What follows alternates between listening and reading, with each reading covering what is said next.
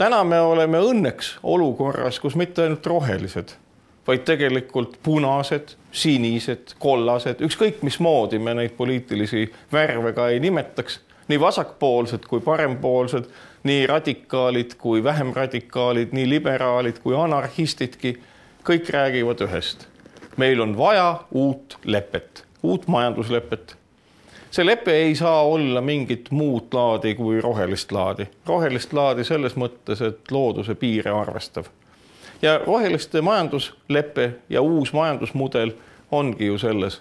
Kui me võtame kasutusele võimalikult palju taastuvaid ja nõndanimetatud kütusevabasid energiaallikaid, nagu seda on tuul, päike, maasoojus, lainete energia, tõusu ja mõõna energia.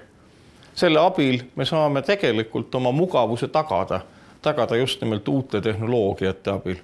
Uute tehnoloogiate abil, mis mugavuse saavutamiseks tarbivad oluliselt vähem energiat ja ressursse. See ongi uue majanduse sisu. See tekitabki uusi töökohti. Nii lihtne see ongi. Enamgi veel, seesama uute tehnoloogiate kogum annab meile võimaluse pakkuda neid tehnoloogiaid ka teistele riikidele.